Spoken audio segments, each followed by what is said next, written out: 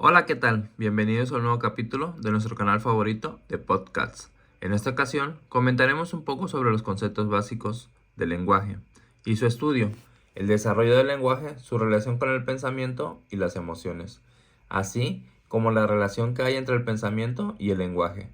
Sin más por comentar, comencemos. ¿Qué es el lenguaje? El lenguaje es una capacidad del ser humano que sirve para comunicarse a través de un sistema específico de signos denominados lengua. Existen diferentes tipos de lenguaje en todo el mundo, cada uno con su propio sistema de signos, como el lenguaje español o el inglés. ¿Qué es la comunicación? Es la capacidad de realizar conductas intencionadas, significativas, capaces de interactuar con otras ajenas. Sería un acto comunicativo, cualquier acción dirigida a un receptor y que éste puede interpretar y actuar en consecuencia. Los elementos que conforman la comunicación son emisor, receptor, mensaje, canal, código y contexto. Entre las características generales del lenguaje se destacan: es universal, se estereotiza, es racional, se puede manifestar de manera verbal o no verbal, es arbitrario, se encuentra en constante evolución. Entre los tipos de lenguaje tenemos verbal, que está constituido por palabras que se forman a partir de fonemas y se puede manifestar de manera oral mediante la palabra hablada o escrita mediante la representación gráfica de las palabras. Y no verbal, está constituido por imágenes, como un aviso publicitario, símbolos, las señales de la vía pública y gestos.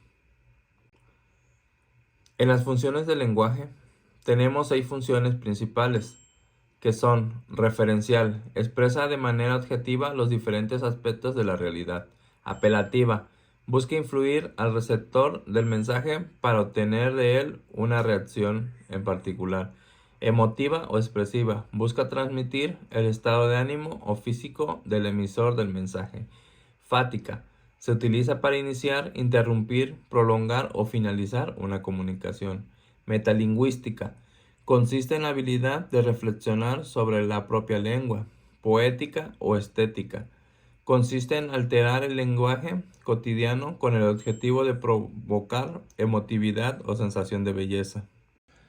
Desarrollo del lenguaje. Desde que el bebé llega al mundo, comienza a oír fonemas y a identificar las estructuras verbales que poco a poco irán adquiriendo para comunicarse con las personas que los rodean e ir cubriendo sus necesidades. Entre las etapas tenemos la etapa prelingüística, que comprende la edad de 0 a 12 meses. Tras nacer, los bebés escuchan los fonemas y a medida que crecen emiten sonidos cada vez más comunicativos y cercanos al lenguaje. Etapa de una palabra, de 12 a 18 meses. El niño produce su primer palabra al año, pero el balbuceo continúa alrededor de 6 meses más. Siguiente etapa, etapa de oraciones de 2 palabras, de 18 a 30 meses. Esa etapa se caracteriza por ser un lenguaje telegráfico, es decir, la producción e imitación de oraciones es simple. Siguiente etapa, desde los 30 meses en adelante. El lenguaje evoluciona rápidamente y las oraciones se hacen cada vez más complejas y largas. ¿Cómo funcionan las redes neurológicas del lenguaje? Hay 2 áreas principales involucradas en la adquisición y producción del lenguaje. Primero tenemos el área de Broca. Esta zona cerebral le debe su nombre a Paul Broca, quien la descubrió en 1864. Su función es permitir la ejecución de los patrones motores para la expresión de cada palabra, articulando y el lenguaje hablado y escrito. La siguiente área es de Wernicke. El área de Broca se conecta con el área de Wernicke, la otra región considerada hasta el momento crucial para el lenguaje de los humanos, mediante un haz de fibras nerviosas, el arcuato.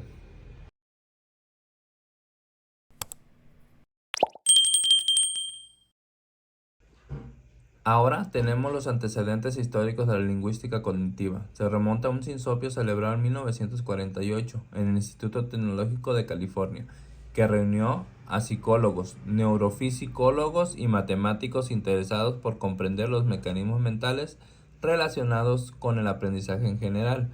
Sin embargo, el acceso al conocimiento que en aquel momento se tenía en la mente humana, unido al hecho de que el mundo conductista entonces predominante en la psicología no tuviera la suficiente capacidad explicativa para abordar el problema tratado, hicieron que los progresos de la disciplina fueran pobres en sus inicios. No fue hasta finales de los años 50 del siglo XX, con la interrupción en la lingüística de las teorías de Noam Chomsky, cuando la disciplina dio sus primeros frutos, sobre todo a partir de los años 70, debido a las observaciones provenientes del estudio de la adquisición de segundas lenguas y el surgimiento de la noción de interlengua. Para cambiar de tema, hay que pensar que cada vez que tenemos un pensamiento en el cerebro se produce una reacción bioquímica que sigue una ruta por el resto del cuerpo, generando a su paso una serie de respuestas tanto físicas como psicológicas, respuestas a las cuales llamamos emociones. El cuerpo, una vez que ha reaccionado, alineándose con el pensamiento, rápidamente envía un mensaje de confirmación al cerebro para avisar que ya está sintiendo lo que el cerebro está pensando. De este modo, se reafirma el estado mental que inició todo. Los pensamientos. Una persona que se caracteriza por tener un pensamiento rígido es bastante inflexible.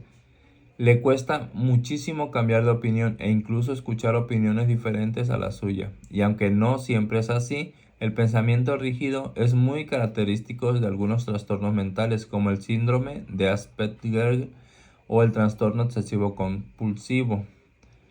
El pensamiento creativo consiste en el desarrollo de nuevas ideas y conceptos. Se trata de la habilidad de formar nuevas combinaciones de ideas para llenar una necesidad. Fuentes de creatividad. 1. Inocencia. 2. La experiencia. 3. La motivación. 4. El juicio acertado. 5. Azar, accidentes, errores y locura. 6. El estilo. Y 7. La liberación. 8. El pensamiento lateral. El pensamiento lateral es un tipo de pensamiento que se utiliza para la resolución de problemas de forma indirecta y con un enfoque creativo. El concepto de pensamiento hace referencia a procesos mentales relativamente abstractos, voluntarios o involuntarios, mediante los cuales el individuo desarrolla sus ideas acerca del entorno, de los demás o de él mismo. Es decir, los pensamientos son ideas, recuerdos y creencias, el movimiento relacionándose entre sí. La formación de pensamientos. El pensamiento sensible. Este pensamiento tiende a formarse a través de los sentidos, cuando tenemos el primer contacto con los objetos de aprendizaje, para luego almacenarse como información en la memoria y se convierte en un saber intelectual.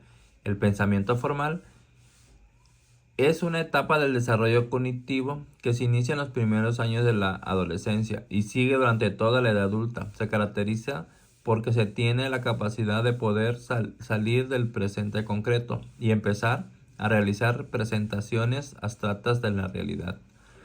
El pensamiento sistémico. Este es uno de los modelos de pensamiento en el que se considera el todo y sus partes, así como sus conexiones. Este pensamiento es un marco conceptual que comprende la realidad como un sistema de objetos interconectados o de sus sistemas. El pensamiento relativo. Este pensamiento permite a lo verdadero y a lo falso, lo bueno y lo malo, los procedimientos a través de los que se justifican estas categorías como relativos o en punto de vista y con un contexto determinado. Bueno chicos, hasta aquí con este episodio. Los esperamos en nuestro próximo episodio de podcast. Hasta la vista.